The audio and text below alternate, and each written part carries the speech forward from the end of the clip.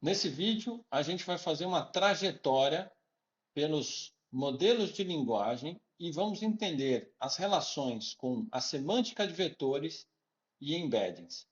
Esse vídeo traz alguns fundamentos na área de processamento de linguagem natural. A gente vai começar o nosso trajeto, a nossa caminhada, nos perguntando o que é semântica. Porque toda a parte de processamento de linguagem natural e o que a gente vai falar sobre modelos de linguagem depende desse conceito. Então, vamos tentar olhar a questão da semântica na forma de exemplos. Tá? E a partir do texto, porque a gente está falando nesse vídeo sobre processamento de linguagem natural. Então, vamos pensar na semântica a partir do texto. Aqui eu tenho dois textos em que se usa a palavra cell, não é? Em inglês. Em português, na verdade, o texto de cima seria traduzido como cela e o de baixo como célula. Mas vamos considerar o termo em inglês, que é cell. Então, é a mesma palavra. E se você ler as frases, você vai perceber que a semântica delas é diferente. Na frase de cima, ele está se referindo a um cubículo, não é? E na frase de baixo, ela está se referindo a uma célula viva. A gente pode considerar o que a gente chama de contexto. Então, na hora que a gente lê esse texto e vê as palavras que rodeiam cada uma das palavras céu, a gente consegue perceber que existe um contexto. Aqui ele está falando de uma santa, num convento, então você deduz que isso é um cubículo. E aqui embaixo fala de plasma, membrana, então você deduz que você está falando de uma célula viva. Então, você consegue derivar a semântica a partir do contexto. Agora que a gente falou brevemente sobre essa ideia de semântica, vamos pular para o que é um modelo de linguagem. Então, vamos pegar novamente três frases de exemplo. Dessa vez eu estou pegando frases no contexto de diagnóstico médico, porque é uma área que eu trabalho bastante. Mais especificamente, eu peguei três frases que estão tentando diagnosticar a mesma coisa, que é infarto, né? E que começa com dor no peito e características dessa dor no peito. Então você vai ver essas três frases, se quiser você dá uma pausa e dá uma lida. E aí você vai perceber que a gente fala sobre dor, né? E que essa dor se irradia. Em cada uma das frases vai falando ali de uma forma, mas elas são muito próximas da forma como elas explicam isso. Então você imagina que uma máquina pudesse ler várias dessas frases falando da dor se irradiando, né? A ideia do modelo de linguagem é que você vai aprender como se constrói uma sentença usando a estatística. Então, é uma tarefa estatística. A ideia básica é a seguinte: imagina que você tem a palavra pen, né? Eu quero saber qual é a probabilidade de ter a palavra radiating depois da palavra pen, né? E essa probabilidade ela vai ser aprendida, ela vai ser inferida pelos vários contextos onde eu vou encontrar a palavra pen. Não é? Vão ter palavras que a probabilidade de aparecer depois de pen é zero, ou quase zero, tá certo? Por exemplo, sei lá, pen e uma palavra que não tenha nada a ver com o contexto, como pen bright, sei lá, pen soap. Quer dizer, claro que em frases muito estranhas, específicas, poéticas, talvez apareça, mas no contexto geral não, né? Então, definir a probabilidade do radiating aparecer depois de pen é uma tarefa dos modelos de linguagem. E por que eles tentam fazer isso? Porque ele justamente é uma forma de estudar como as sentenças elas se constroem, tanto para você interpretar quanto para você gerar sentenças consistentes. E note o seguinte: imagine que quando eu tenho só a palavra pen, é muito difícil saber a probabilidade da palavra seguinte, porque tem muitas possibilidades. Agora, se eu juntar pen e radiating, eu posso definir com mais precisão a probabilidade da palavra seguinte, porque eu já tenho, né, a pen irradiando. Aí geralmente é para alguma direção ou de algum lugar, não é? Então o to tem uma probabilidade muito alta de aparecer a partir daí. Se eu tiver pen radiating to, é muito provável que agora eu esteja falando a localização. Então, a probabilidade de aparecer o the, que vai indicar aonde, né, é muito grande. Então, note que e abdômen, que é uma das localizações, é claro que aqui a probabilidade vai ser um pouco variada, já que a gente pode ter dor em vários lugares, mas ele tem ali uma grande probabilidade. Então, a ideia do modelo de linguagem é tentar construir esse modelo que vai mostrando, não é, qual é a probabilidade de existir a próxima palavra. Eu quero chamar a atenção que esse vídeo ele é bem introdutório e eu estou dando os conceitos de forma muito superficial, estou simplificando pra caramba, somente para a gente ter uma visão de cima das coisas, tá certo? Agora eu vou relacionar aquele conceito anterior de modelo de linguagem e vou falar de semântica de vetores, que atualmente são duas coisas que estão muito ligadas, tá certo? Mas a gente vai dar uma pausa em modelo de linguagem e agora vamos pensar um pouco de semântica de vetores. O que é semântica de vetores? Você imagina que você tem entidades. Nesse caso, eu estou falando de pessoas, por exemplo. Essas pessoas, elas podem ser representadas por valores, né? E esses valores eu vou escolher que as representam, a depender do problema. Por exemplo, imagina que eu tenho um conjunto de zumbis aqui, vocês estão vendo pelas figuras, são zumbis, e eu posso ter, deixa eu mostrar aqui, né? Essa aqui, não, desculpa, eu estou pulando partes, né? E eu posso ter valores de altura e peso relacionadas a elas. Isso é o que a gente vai chamar de vetores, representação de vetores. Mas agora a gente vai falar de representação vetorial como uma forma de semântica. Então eu quero que você me acompanhe aqui nessa jornada. Tá? Do mesmo jeito que a gente falou que eu poderia ter altura e peso representando cada indivíduo num vetor, eu posso imaginar um vetor que tenta representar características, vamos chamar assim, semânticas de certos conceitos. Por exemplo, imagina que eu tenho 4 conceitos aqui: rainha, rei, né? Plebeia e plebeu. Okay? Eu tenho 4 conceitos. E eu decidi, e depois a gente vai ver como é que a gente vai organizar melhor isso, que eu vou trabalhar com 2 colunas que são 2 dimensões para a caracterização semântica desses termos. O primeiro é feminino. Então, nessa coluna, eu vou ter 1 se aquele conceito for feminino, por exemplo, rainha, e 0 se for masculino. Tá? Então, o rei e o plebeu são 0. E uma outra coluna que vai dizer se aquele conceito ele é uma realeza ou não. Então, vai ter 1 se for realeza e vai ter 0 se não for. Muito bem. Então, eu posso imaginar, vocês estão vendo aqui, né? A gente já tinha visto isso, que feminino, realeza, rainha, isso aqui é rei, e a gente vai ver nas combinações das colunas, a gente vai formando cada um dos itens dos meus conceitos, certo? Ok. Mas, vamos imaginar agora que eu queira isolar em blocos conceitos. Por exemplo, eu quero dizer que um bloco que tenha 1 na primeira coluna, independente do que tiver na segunda, é feminino. Um bloco que tenha 0 na primeira coluna, independente do que tenha na segunda, é masculino. Tá? Um bloco que tenha, independente da primeira coluna, tenha 1 na segunda, é algum tipo de realeza. E um bloco, independente do que tiver na primeira coluna, 0 na segunda, é algum tipo de plebeu. Então, eu, na verdade, transformei essa representação das colunas agora em 4 possíveis conceitos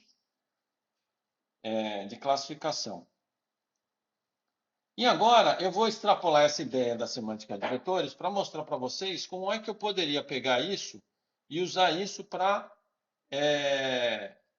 combinar conceitos e criar um tipo de semântica usando esses vetores, certo? Aqui eu estou citando um artigo que ficou muito popular, porque ele começou a trazer, o Mikolov trouxe assim, olha, essa representação orientada a vetores, ela pode fundamentar um tipo de raciocínio. E ele dá um exemplo aqui que eu vou mostrar aqui para vocês agora. Então eu quero que vocês se lembrem daquela representação em que eu separei cada um dos conceitos, certo? E aí eu pergunto, se eu pegar o male, note, estou pensando esse cara aqui, male, e somar com royalty, o que vai dar? Né? Então você basicamente lembra que tem um male que é 0 na primeira e não importa o que tem na segunda, royalty, que não importa o que tem na primeira e é 1 na segunda, na hora que eu somo, vai dar isso aqui, que vai dar rei. Então, se eu somar o conceito de meio com o conceito de realeza, dá rei. Certo?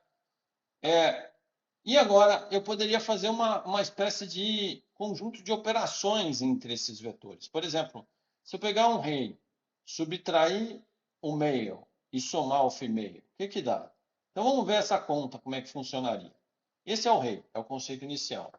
Eu subtraí o meio, que é esse 0 na primeira, não importa a segunda. Então, sobrou o quê quando eu subtraí? Sobrou só o 1, certo? Aí, esse 1, eu somei com o female, que é o 1 na primeira coluna. E deu o quê? Rainha. Note, então, o que eu estou fazendo é, usando essa representação vetorial para fazer algum tipo de cálculo, álgebra em cima disso, né? Eu consigo pegar os conceitos e eu consigo fazer operações sobre eles, certo? Agora eu vou pegar essa ideia de vetor, de representação vetorial, e a gente vai ligar com uma outra ideia, a representação vetorial no espaço. Então eu vou dar uma pausa nessa ideia de linguagem e vamos retomar aquele exemplo que eu mostrei para vocês dos zumbis, onde eu comecei a introduzir a ideia de representação vetorial. Então, vocês se lembram que nessa representação vetorial aqui, cada linha é um indivíduo e cada coluna, alguma característica que eu escolhi. Então, essa, de fato, é a definição de representação vetorial. Né? Eu vou ter essa representação tabular, onde cada item vai ser uma linha dessa representação, e eu escolho colunas que representam aquele item de acordo com o meu contexto. Aqui, por exemplo, eu estou querendo pegar cada pessoa e representar pela sua altura e pelo seu peso. Então, Doriana tem essa altura, aqui está ao contrário, tá certo? Essa tabela, ela está invertida, tá? Na verdade, aqui nessa tabela é height e weight, ok? Então, aqui é a altura, Doriana 8,87 e o peso, né? Uma coisa interessante quando eu faço esse tipo de representação, que eu chamo de vetorial, é que eu posso colocar ele no espaço. Então, vocês podem imaginar comigo o seguinte. Doriana, não é? Altura 1,87, peso 60. Aqui apareceu 1,81. Tudo bem, algum bug. Mas você pode imaginar que Doriana está aqui no espaço. Né? Aí depois você vai pegar quincas. Tá vendo? Está invertido aqui, né? Agora que eu percebi, nossa, eu uso esses slides há um tempão e só agora que eu vi que está invertido. Mas o quincas, vamos imaginar que aqui na tabela tivesse 1,87 para o quincas e 1,81 para Doriana, certo? Então ele ia aparecer aqui, né? E 110 de peso. E aí cada um dos caras da tabela, Asdrubal, Lucinda, Dulcinea, eu ia poder colocar no espaço. Então, essa representação vetorial, além das operações que eu mostrei antes, eu também posso colocar esses caras no espaço. E colocando no espaço, eu posso medir a distância entre eles, tá? Usando, lembra quando você estudou Pitágoras, né? Cateto oposto, cateto adjacente? Então, essa é a base do que a gente chama de distância euclidiana. A distância euclidiana você pode imaginar que a diferença aqui é como se fosse o cateto adjacente, essa outra diferença é o cateto oposto, e aí eu consigo saber a distância entre dois pontos. Então, eu poderia saber a distância, eu posso fazer isso no espaço tridimensional, na verdade, eu posso fazer isso no espaço n-dimensional. Tá?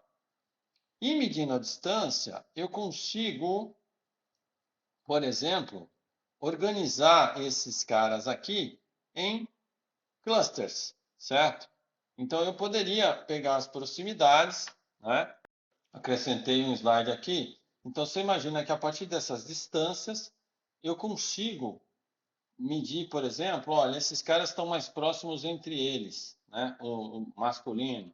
Esses caras femininos estão, são mais próximas, porque as mulheres tendem a ser mais baixas e ter menos peso, e os homens mais altos e ter mais peso, não é? Então, eu falei sobre a distância e eu posso fazer o que a gente chama de clusterização. Aqui vocês estão vendo um estudo real que está comparando altura e peso de homens e mulheres, tá? Agora eu vou juntar as duas coisas. Eu vou juntar aquilo que a gente falou sobre semântica no espaço e aquilo que é o vetores no espaço e aquilo que a gente chamou de semântica em vetores. E aí eu pergunto, será que uma rainha é mais parecida com uma mulher ou com um homem? Né? E eu também posso colocar aqueles conceitos que eu mostrei para vocês no espaço, né? Sendo que eu só vou ter um espaço 0 e 1, mas ele ia ficar desse jeito aí se você pegar aquilo que eu mostrei, né? E eu posso medir distância. Então, por exemplo, eu posso medir a distância da rainha para uma plebeia e da rainha para um plebeu. E eu vou ver que a plebeia é mais próxima da rainha. E, na verdade, no fundo, você consegue fazer isso com palavras. Então, começou a se perceber, e aí daqui a pouco a gente vai introduzir os modelos de linguagem, né, os Large Language Models, conseguiu se perceber que era possível aprender esses vetores semânticos que representam cada uma das palavras, colocar as palavras no espaço e medir as distâncias. Isso aqui é um artigo que mostra dados reais extraídos de um vocabulário real. Aí vai surgir o conceito de embeds, tá? E essa palavra embeds, ela é muito usada hoje em dia e ela deriva dessa ideia de usar semântica de vetores e de vetores no espaço. Então, vamos ver o que é um embed. O embed, ele parte de uma hipótese que a gente chama de hipótese distributiva, que é palavras que acontecem em contextos similares têm significados similares. E aí o contexto que eu coloquei lá no começo do vídeo, ele é baseado na ideia das palavras que acontecem em torno, né? Então, por exemplo, se você pegar essas duas palavras, a rainha amamentou seu filho e a plebeia amamentou seu filho, nos dois contextos são pessoas diferentes, mas têm significados próximos. E nessa frase mais próxima, porque a gente está falando de uma mulher amamentando o seu filho. Então, agora, eu mostrei para vocês como é que os vetores podem representar semântica, mas como esses vetores aparecem? Quem vai lá e monta o vetor? Como ele é construído? E aí entra a parte que a gente chama de aprender vetores. Esses vetores, eles vão ser aprendidos como? Lembrem daquilo que eu falei. Contextos similares têm significados similares. Então, aqui eu tenho um conjunto de frases. Eu até coloquei para quem está assistindo em português esse vídeo, as frases em português do lado, né? Então, imagina que eu quisesse adivinhar quem são as palavras que estão aqui, né?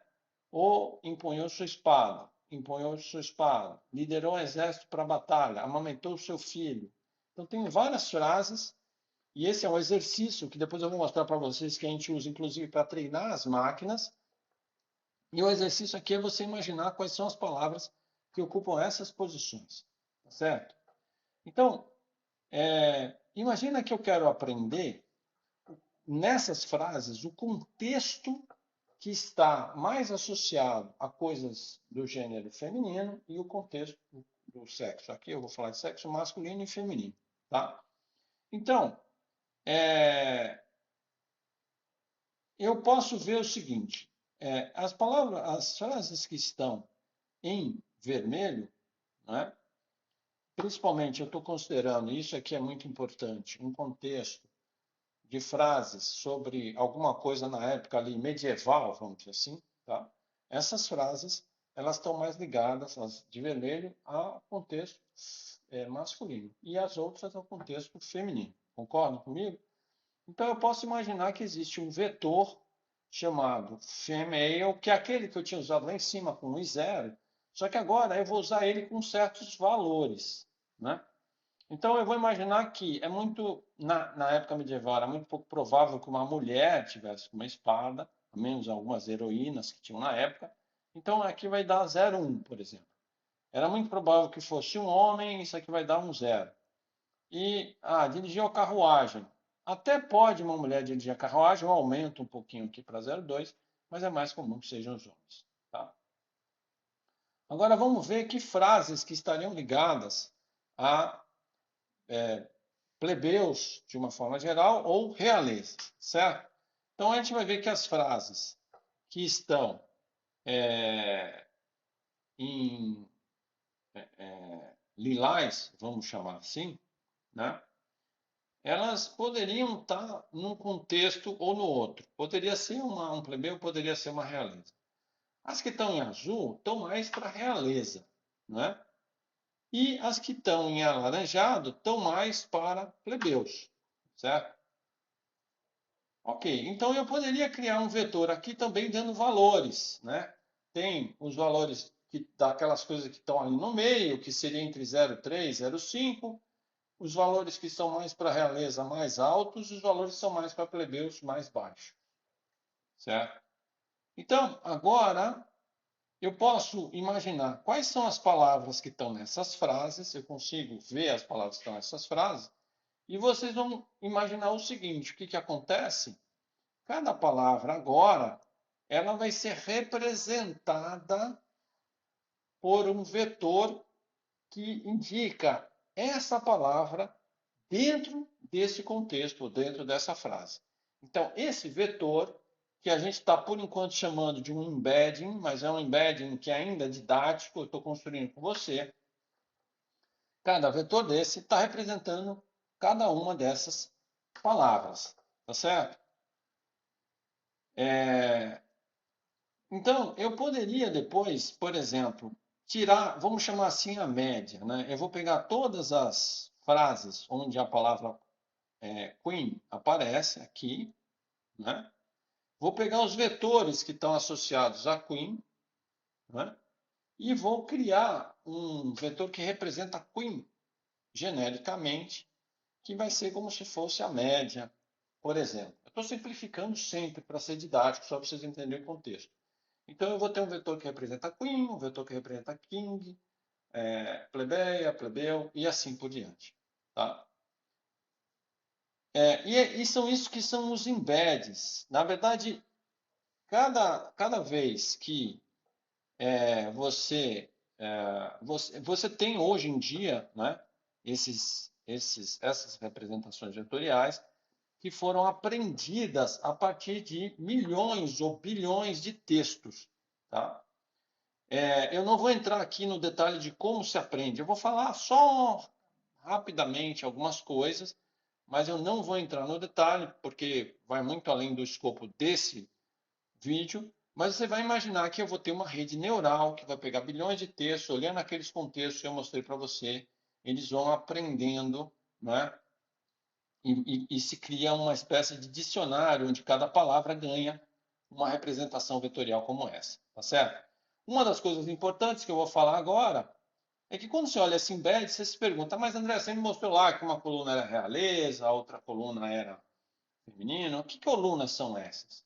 Na verdade, vocês vão aprender o seguinte, aquilo ali foi um exemplo didático. No mundo real, seria impossível eu definir colunas, porque eu ia ter, sei lá, uma infinidade de colunas possíveis. Na verdade, a gente vai fazer a máquina escolher as próprias colunas, que não tem um significado específico, mas que vocês vão perceber, assim, intuitivamente, né? Vocês estão vendo, por exemplo, que todas essas palavras têm uma coluna aqui que tem um valor mais, vamos imaginar que vermelho seja negativo, porque os valores podem ser negativos também, né? Isso liga todas essas palavras. Eu não sei dizer o que é. Poderia dizer, talvez, que todas essas coisas são coisas concretas. Não sei. Por outro lado, você vai ver que todas essas palavras que representam pessoas de uma forma geral, elas estão com essa coluna positiva bem forte. E água, não. Tá vendo? Mas não quer dizer que essa coluna seja especificamente um conceito A ou B. É basicamente, eu tenho um espaço reduzido, e aí eu teria que entrar em mais detalhes, mas uma das coisas que é interessante é que essa representação faz com que eu possa colocar as coisas no espaço. Mas essa coisa de colocar as coisas no espaço eu vou falar daqui a pouco. Primeiro eu quero aprofundar um pouco mais essa questão de se as dimensões elas não são pré-estabelecidas, certo? Que dimensões são essas? Na verdade, a máquina ela vai aprender as dimensões. E como é que eu faço isso? Eu não preciso falar para a máquina quais são as colunas. Ela vai aprender por conta dela. E eu vou tentar mostrar isso também na forma de um exemplo bem simplificado, certo? Então, eu vou imaginar que a semântica ela tem a ver com a similaridade e a classificação das coisas. Então, eu vou usar esse exemplo aqui só para a gente tentar imaginar como a máquina, digamos assim, organizaria colunas, certo? Bom, então, a primeira coisa que eu quero que vocês vejam são esses animais. Vocês estão vendo aqui um pterossauro, né, pré-histórico, um pato, um gavião, um ornitorrinco para bagunçar o meio de campo e um castor, certo? E aí a gente vai aprender como a máquina vai construir o contexto e vai construir os vetores a partir desses termos. Imagine que eu tenho esses termos aqui que eu queira classificar, certo? Aí, se você quiser que esse vídeo fique mais interessante, eu quero que você imagine comigo, eu vou fazer uma frase, eu vou deixar um espaço em branco, que seria um desses animais, ou mais de um, né? Quais são os animais que se encaixariam nessa posição da frase aqui, certo? E aí você vai ter que, eu recomendo que você dê uma pausa no vídeo, tente responder, e depois você vê o que eu vou falar. Então, né, voou sobre as colinas. Que animal que você acha que é? Bom, se você pensou bem, você está vendo que esses três atendem e esses dois não, né? Outra frase, né? Estava o egg hatched, né? Eclodiu de manhã, né? Quem são? Esse aí, isso aí. Desculpe, eu falei eclodiu, não, como é que se diz? Chocou o ovo, né? Hatched, chocou o ovo, né? Então, esses 4 animais aqui, eles põem ovos, certo? Então, eles chocam ovos. Esse aqui é um réptil, põe ovo. E o castor não, certo? O ornitorrinco, sim, é uma coisa meio doida, né? Pois é. A pelagem protege contra o frio. Quem você acha? Exatamente. Esses dois aqui têm pelagem, esses 3 não. Eles têm penas, mas não pelagem, né? Quer dizer, 2 têm penas, né? O réptil não. Certo? E assim por diante, né? As penas são a prova d'água. Você já deve ter concluído aí que são esses 2 que têm penas, né? E esses não. Produz leite. Pensa aí. Exatamente. O ornitorrinco e que é uma coisa, é um enigma, né? E o castor, que são mamíferos. Os outros não. Bom, agora eu poderia imaginar que eu tivesse colunas específicas, né?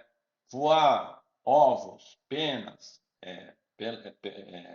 pelagem, leite, e daria valores para cada um desses animais, né? Do mesmo jeito que eu fiz antes, naquela mesma lógica, tá certo? Mas, na verdade, não é isso que eu vou fazer. Eu não vou, eu vou imaginar que eu tenho um conjunto de colunas arbitrário. E eu digo para a máquina, você tem X colunas, te vira, tá certo? Então, quando a máquina encontra uma frase, por exemplo, flew over the hills, ela está pensando, que palavra se encaixaria aqui?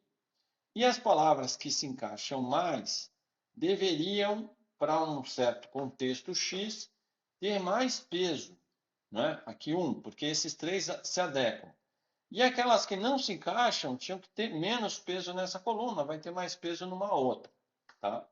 Então, note que aqui, eu acho que é isso que é importante você tentar entender. Eu estou simplificando muito, estou sendo bem intuitivo, mas aqui a máquina, ela não está dizendo que coluna é essa. Ela está olhando um contexto e está olhando um conjunto que adequa e um que não adequa e está dando pesos, certo? Aí você vai pegar um outro contexto, que é o contexto dessa frase aqui, e novamente, aquele que atende ali, aqueles que atendem, não é? Vão ganhar mais peso nessa frase e aqueles que não atendem, né, menos. Então, se você olhar bem, o ornitorrinco, né, ele não ganhou 1 porque ele choca ovos, né? Ele ganhou meio porque, na verdade, eu estou olhando contextos, eu não estou olhando uma característica específica, chocar ovos. Então, nesse contexto, né, esses outros animais eles se encaixam melhor, o ornitorrinco não e o castor zero.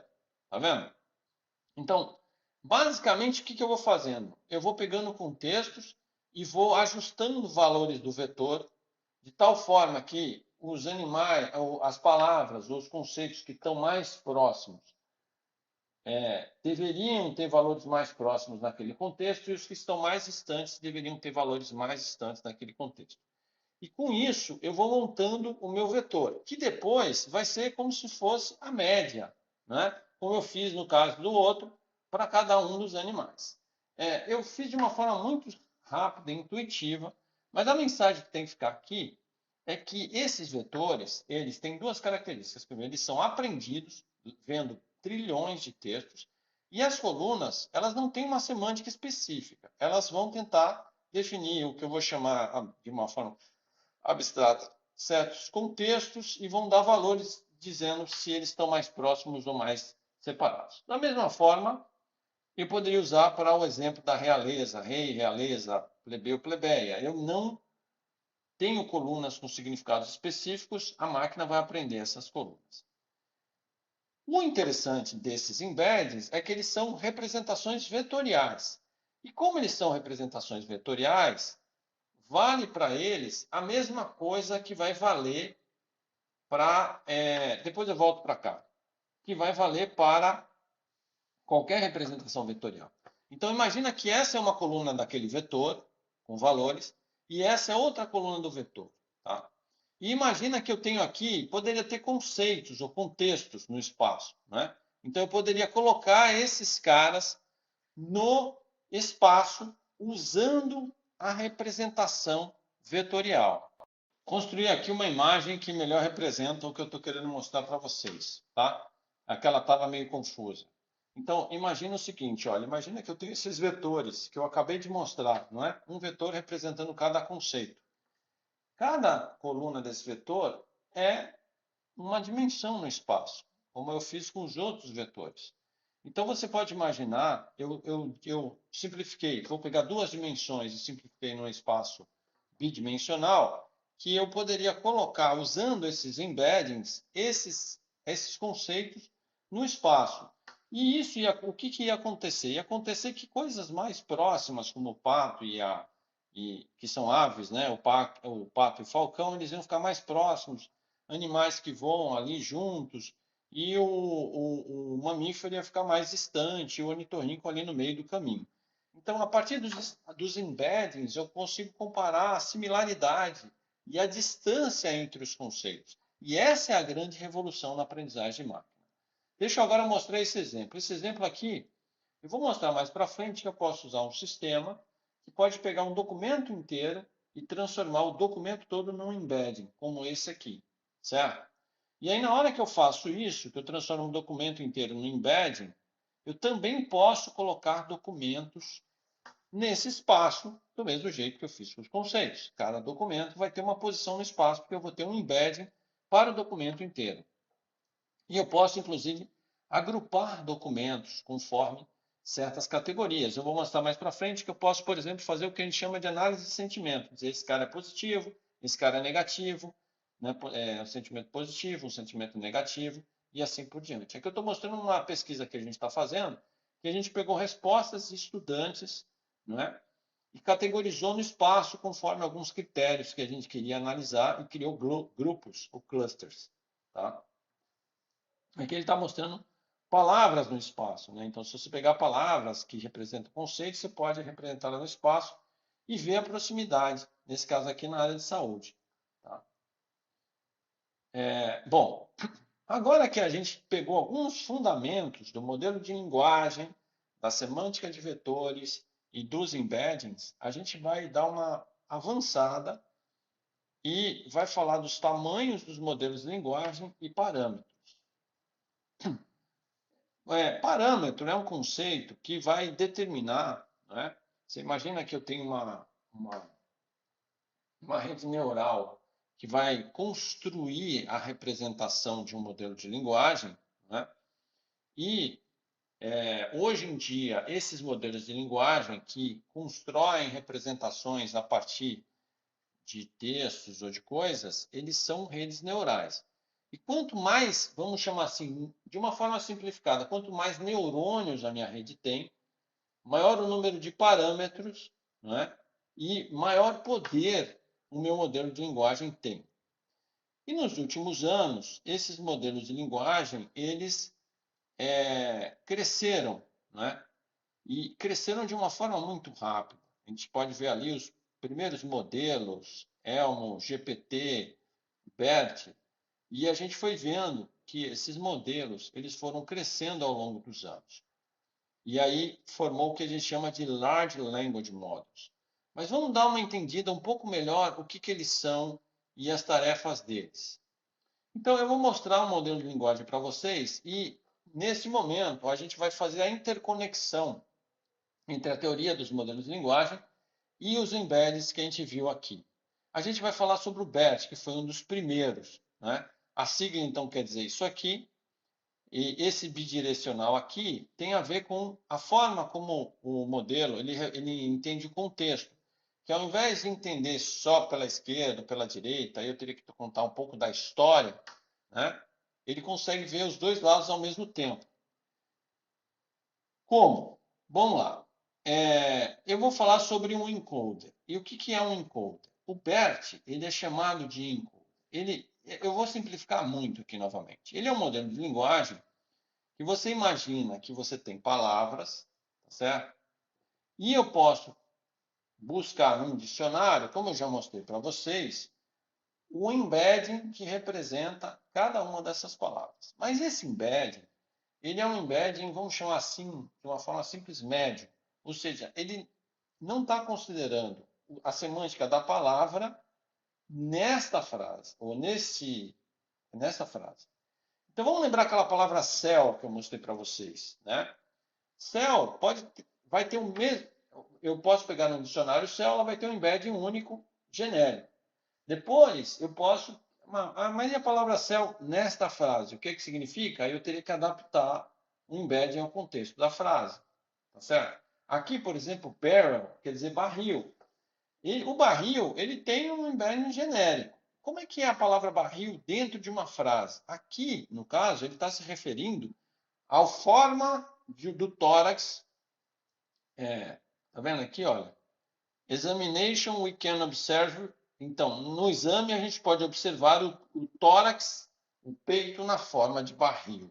Né? Isso aqui é um sintoma que não tem a ver com aquele barril onde você guarda, põe vinho, por exemplo, certo? Então, o que o BERT faz? Ele vai pegar a frase e essas palavras, vai pegar esses embeddings que são genéricos e vai transformar em embeddings que estão alinhados com o contexto da frase, certo? Então, barrel, que era barril em geral, aqui passou a ser um embedding que quer dizer um formato que o peito vai estar, que vai ter um embedding adaptado ao contexto da frase, certo? A mesma coisa, se eu pegasse aquelas duas frases lá de célula que eu mostrei para vocês, ela ia gerar embeddings diferentes. A primeira mostrando uma célula, que é um quartinho pequeno, e a outra um embedding de célula, organismo vivo. E ele faz isso olhando o contexto da frase. Como é que ele faz isso? Então, aqui em cima eu tenho o que a gente chama de individual embeds, que são cada um dos embeds individualmente, e aqui a gente tem os embeds na sentença, customizados. E é isso que o BERT faz, ele é um encoder. Como é que ele faz, como ele aprende a fazer isso, certo? Ele usa um conceito chamado Fill Mask Train, é um treinamento baseado em preencher a lacuna. Como é que funciona esse treinamento? Novamente, eu vou simplificar muito. Então, o BERT é uma rede neural e ela vai aprender, certo? Como? O sistema vai pegar bilhões ou trilhões de frases, certo? E vai inserir, e vai pegar uma palavra que ele quer que o BERT aprenda a contextualizar, e ele vai inserir um token especial dizendo, olha, essa aqui eu mascarei, eu não vou te dizer qual é a palavra, você vai ter que descobrir. Então eu botei esse embed numa cor. Todas essas cores são aleatórias e ilustrativas, tá, gente? Eu botei lá uma cor aleatória para dizer, você vai ter que descobrir, eu quero que você me diga qual é a palavra que vai sair aqui no final. Qual é o embed que sairia dela. Então, essa aqui está mostrando o esperado, né? Porque o sistema que está treinando, ele sabe qual é a palavra, é barrel, tá? Isso é o que ele está esperando. Vamos ver o que vamos dizer que eu estou treinando o BERT. Ele está lá no começo, sendo treinado, e ele chuta bus. Acho que bus se encaixa. O sistema fala, caramba, não, bus é muito diferente de barrel, e ele dá um feedback, né, para a rede neural dizendo, não é, tá ruim, certo? Aí agora eu vou dar outra chance. E aí aí ele fala assim, orelha, né? Orelha é diferente do que eu estou esperando. Eu dou um feedback negativo dizendo não é orelha.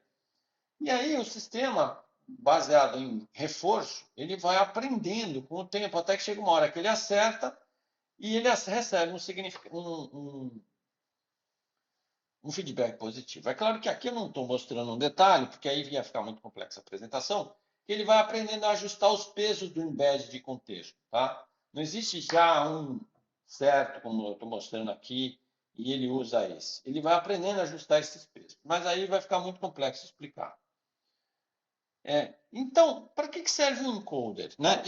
Esse encoder ele funciona como um modelo de linguagem, né? Porque na hora que ele escolhe, ele sabe ou define aquele embed ali, ele está aprendendo a probabilidade, certo?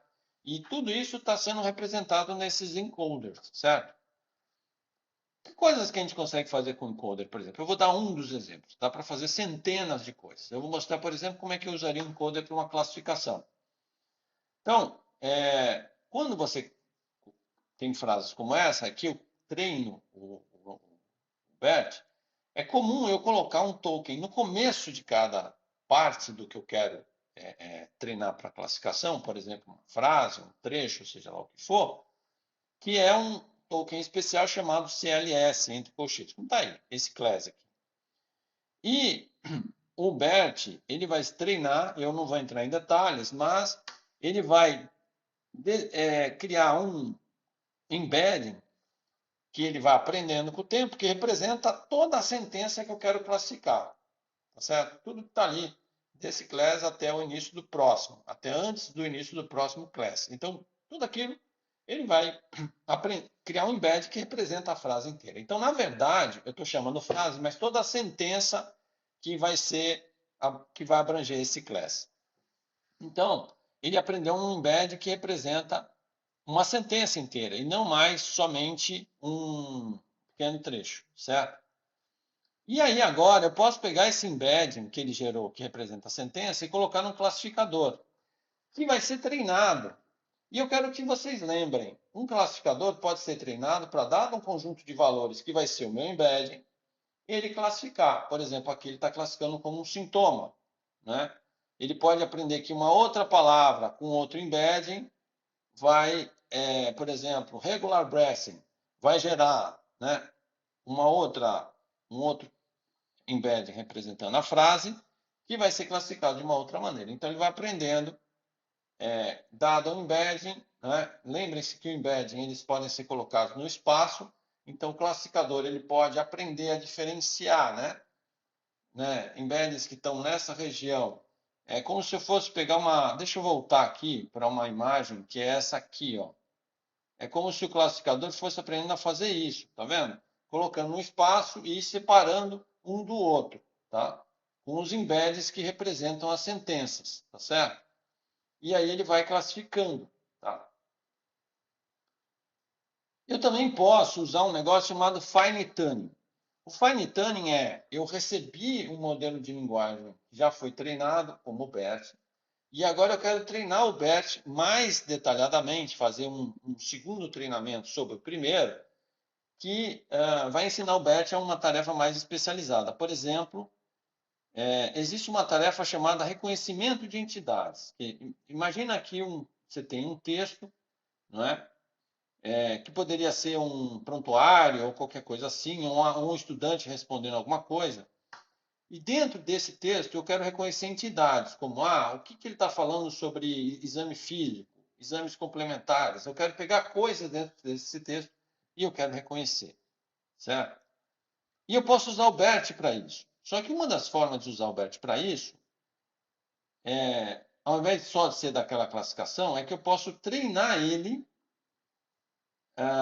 para aprender a reconhecer entidades. Então, imagine burial chest, que para mim seria uma entidade que eu quero reconhecer, porque é um sintoma falando que do exame físico, né? Que é um tórax em forma de barril. Eu posso fazer um treinamento do BERT em que eu acrescento ao lado da palavra, que é um fine tuning que a gente vai fazer, que é um treinamento adicional, ao lado da palavra eu vou ter um treinamento que eu vou chamar de supervisionado, então eu vou colocar uma etiqueta dizendo, olha, toda vez que você vê burial chest, isso aqui é um exame físico. E aí, ele vai agora adaptar os embeddings. Para esse embedding, os embeddings de exame físico, eles vão ficar mais próximos entre si, porque ele vai acrescentar os valores de dimensão ali que ele vai aprendendo. Eu estou simplificando bastante, tá, gente? A partir daí, toda vez que ele encontrar alguma coisa que esteja nessa categoria, ele vai fazer o reconhecimento automaticamente. Tá? Então, ele vai ser capaz de gerar um embedding não só do contexto, mas próximo do que eu chamaria de entidades de coisas físicas. E aí eu também coloco, como no outro caso, num classificador que vai dizer isso aqui pela proximidade. Isso aqui é exame físico, isso aqui é exame não sei o quê, e assim por diante. Bom, eu mostrei para vocês um tipo de modelo de linguagem chamado encoder. Eu teria que explicar como é que funciona o transformer, etc., para vocês entenderem a diferença entre um e outro. Eu estou gerando uma explicação intuitiva. Agora eu vou falar de um outro tipo chamado decoder. E o que é o decoder? O decoder também é um modelo de linguagem, né? E esses modelos hoje em dia têm sido até maiores, bem maiores que os encoders. Então o ChatGPT é um decoder, o Gemini, o Llama, e vários outros, o Claude, são modelos do estilo decoder, eles geram sentenças. Não é? E como é que eles fazem isso? Então, eles vão aprender a gerar sentenças. Eu quero voltar àquele exemplo que eu mostrei para vocês de diagnósticos, né? Que eram pain radiating to the abdomen and neck, cada uma dessas frases, né? E imaginem que o Llama ele está querendo aprender o seguinte, olha, dada uma frase aqui, pain radiating to the, vocês lembram que no BERT eu eu pegava uma palavra ou uma janela e eu escondia para ele ir aprendendo, né? Aqui é diferente. Eu quero que ele aprenda a estimar quem é a próxima palavra, certo? Então, por exemplo, pain radiating to the, né? O meu sistema de treinamento sabe que a próxima palavra que ele esperaria seria chest, nessa frase. Mas aí o sistema fala bus. Eu acho que é pain radiating to the bus. Aí vocês estão vendo que a ideia é a mesma, só que ao invés de ser alguma substituição, vai ser a próxima palavra. Aí ele fala não, bus não cabe bem. Aí o sistema recebe um feedback. Aí ele tenta de novo. Ear. Não, ear não cabe bem. Tenta de novo. Chest. Chest é legal. Recebe o feedback. Aí ele vai aprendendo a predizer qual é a próxima palavra, certo? E aí, com essa mesma técnica, eu posso predizer uma sentença longa. Por exemplo, imagine que a sentença começa com pen. Aí, olha, lembra? Isso aqui é a raiz da teoria do modelo de linguagem. Qual é a próxima provável palavra? Imagina que ele conseguiu deduzir que é radiate. Tá? E a próxima? Aí ele vai dizer to. E a próxima? The. E note que eu sempre estou falando para a linguagem. Dadas todas essas anteriores, qual é a próxima que você geraria? Tá? E ele vai aprendendo a fazer isso. Chest. Tá vendo? Então é assim que um modelo como o Llama, ele vai construindo uma sentença que ele vai falando. Certo? Aí você vai dizer assim, mas André, pô, ChatGPT Llama, eu escrevo uma frase inteira, né? E ele monta uma resposta inteira. Então imagine que a sua frase, e a gente vai chamar de prompt, a sua pergunta, por exemplo, que a gente vai chamar de prompt, ela vai gerando a probabilidade, o sistema vai. Quando você chegar no final da sua pergunta, a probabilidade das próximas palavras é muito grande, porque aquilo é uma sentença complexa. E aí ele vai construindo, palavra por palavra, qual é a próxima palavra que iria depois daquela pergunta, que vai ser a sua resposta. E ele vai montando um por um. Note, eu estou simplificando bastante para você entender. Aqui é só um a mais para dizer que eu também posso fazer reconhecimento de entidades usando o Llama. Do mesmo jeito que eu fiz com o encoder. Então, tem coisas que você pode fazer com o encoder e pode fazer com o decoder, tá certo? A forma vai ser diferente, né? Porque eu posso dar uma frase para ele, por exemplo, o Llama, e aí o que eu vou fazer para eles é que eu vou acrescentar essa frase em instruções, que é o que a gente chama de prompt, certo? Eu vou dizer para ele como eu quero que ele anote. Isso tudo vai fazer parte de uma sentença de entrada. E a partir daí, o Llama vai anotar essas palavras. Então é uma forma diferente de fazer, né? Porque ele recebe as instruções. Eu não vou entrar em detalhes agora, mas é só para vocês saberem que dá, tá?